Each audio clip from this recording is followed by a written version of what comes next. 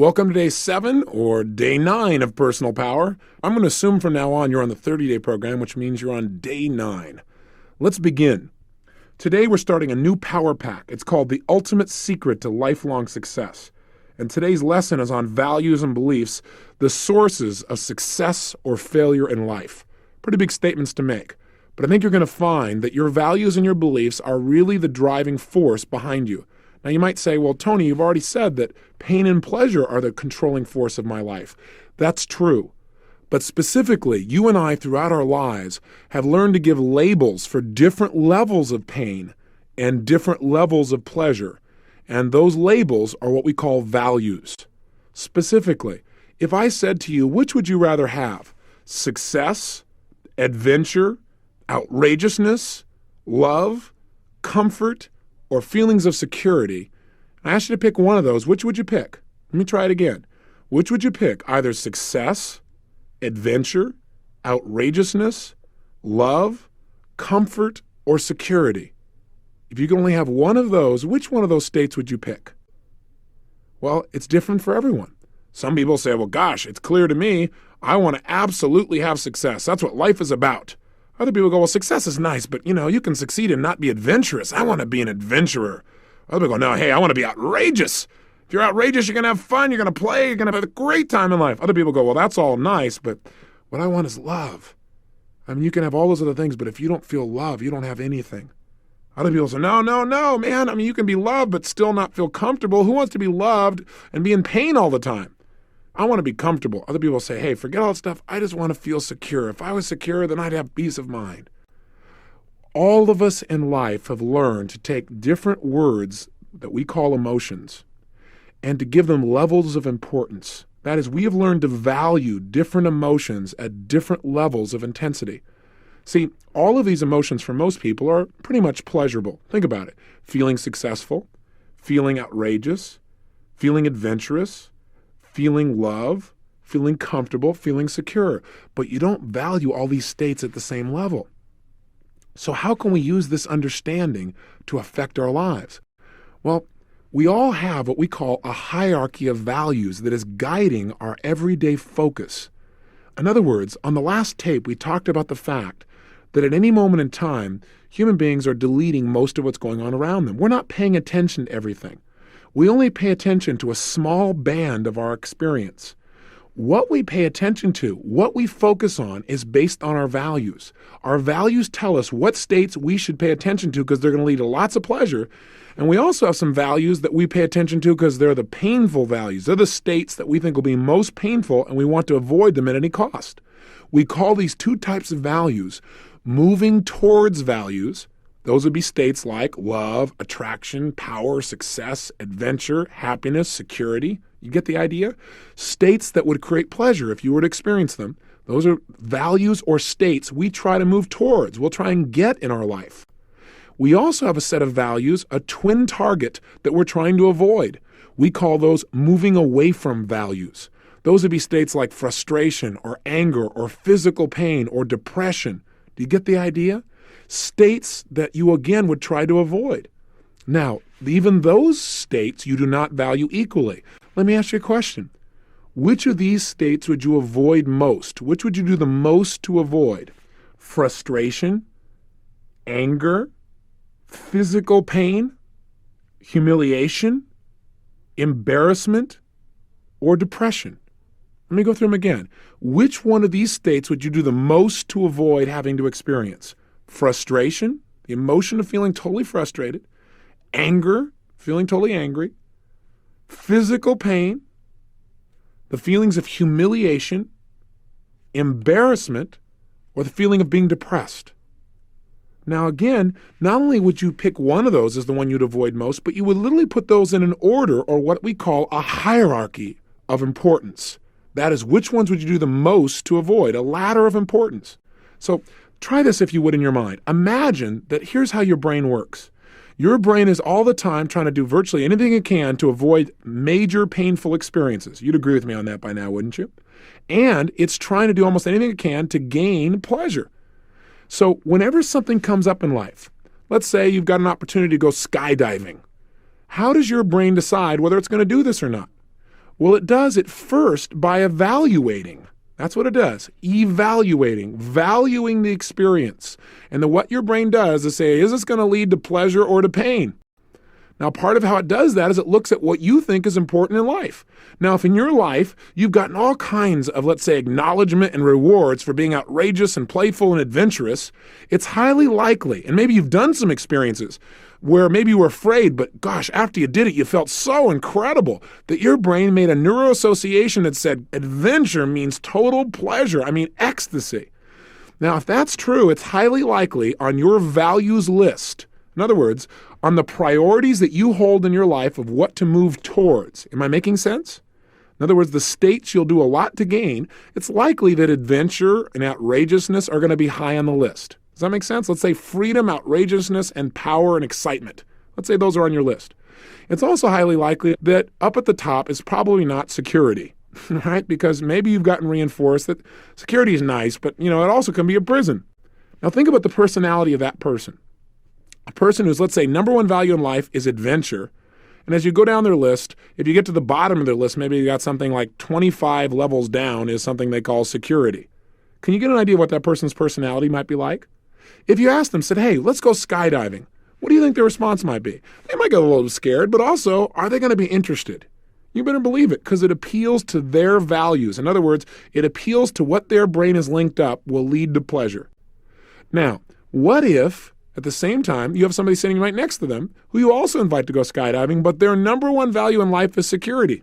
That's number one. And the thing they'll avoid most in life is the possibility of physical pain or fear. Well, guess what? It's pretty clear that they're not going to go skydiving with you, or if they do, it's not going to be based on their desire.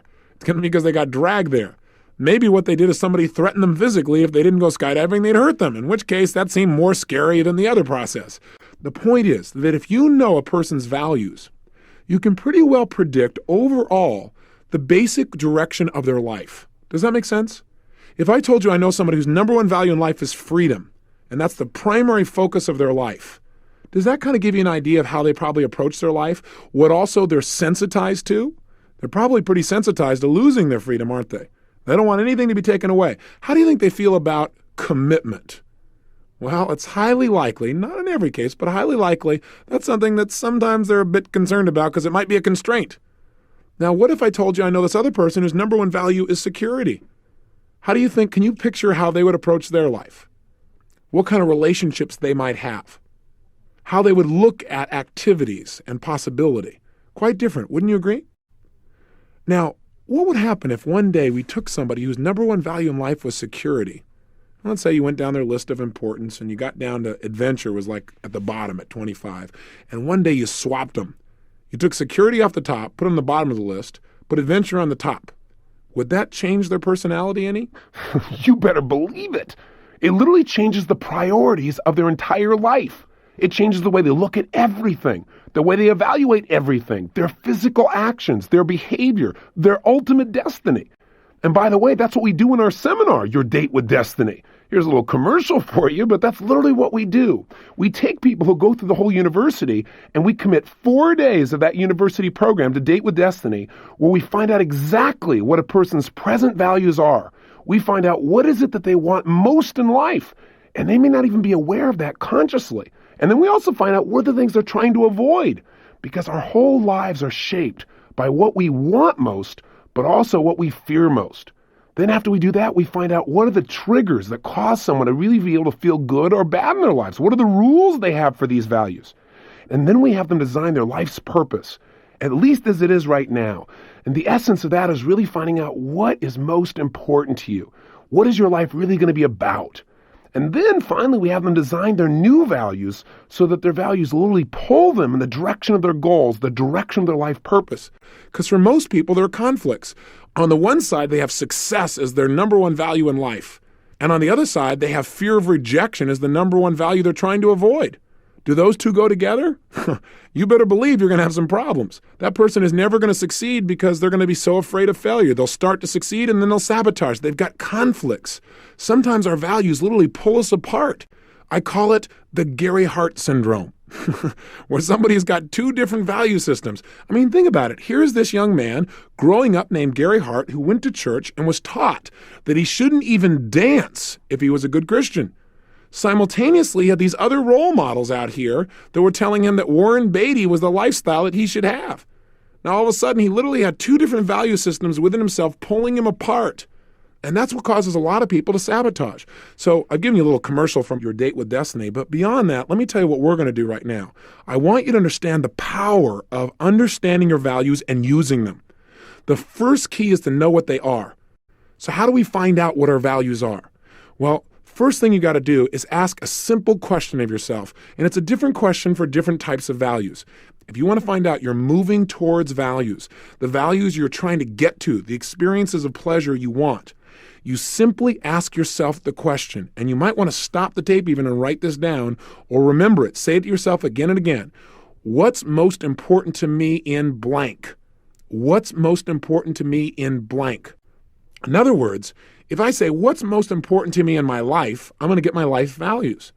So you might say, what's most important to you in life? I might say contribution, making a difference, growth, happiness, joy, physical health, being vibrant, being strong, being passionate, making a difference.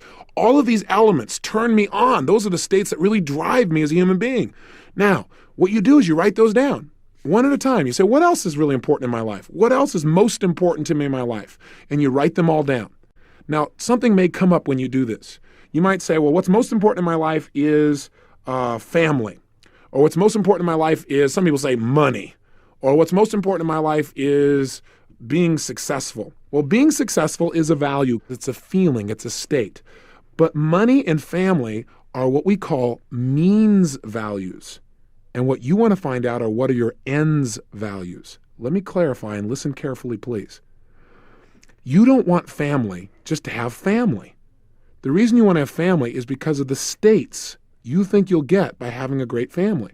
Maybe the states by having family that you get are love or security or closeness or spiritual connection. I don't know what it is for you personally. Maybe it's contribution.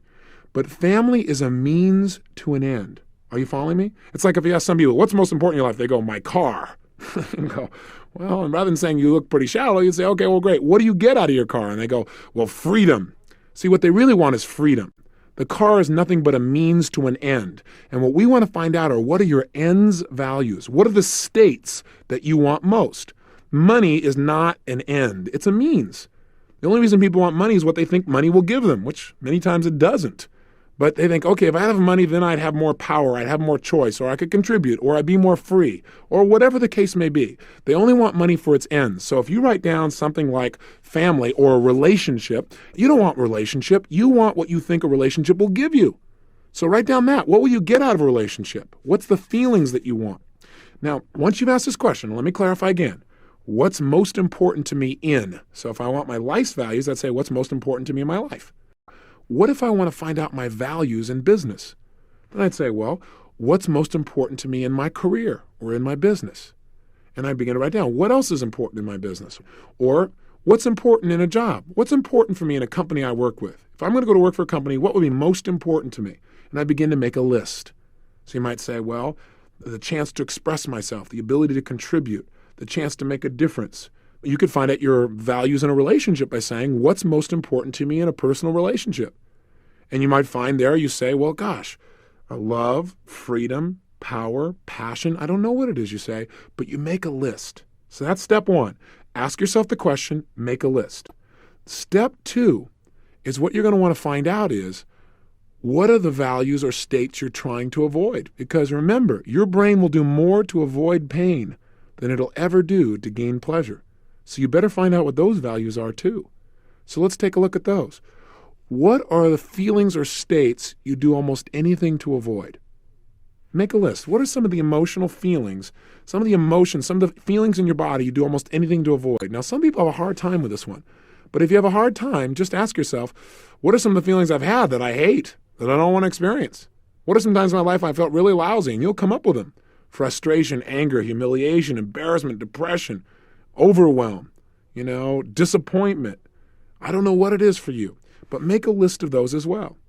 So that's step one to finding out your values. Why do you want to find out your values? Because you want to know, what is your brain focused on? See, if you know your values, you know what your brain is paying attention to most.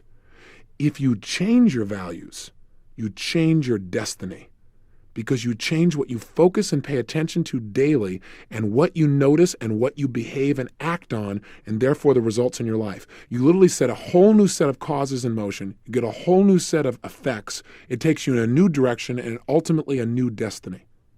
But rather than going and changing them, let's start with finding out what they are, because you may find some conflicts. You may find you have something on your list, like maybe number one on your list is something like success, but health is not even on your list.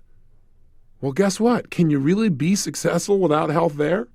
So this is the kind of thing that'll give you some clarity. You need to at least take a look. So the first thing you've got to do is find out what your values are, so you at least know what direction your brain and body are being pulled in life. And by the way, I got a question for you. Where did your values come from in the first place? Are they the result of intelligent choices and a master plan? Hardly. In most cases, the values, the things that you pay attention to as being most important, are the result of a mismatch of human experience, of you doing things and having painful experiences and pleasurable experiences, and your brain just making a jumble of neuroassociations. Isn't that really true? Where'd your values come from? Maybe from your parents? And how do your values get installed?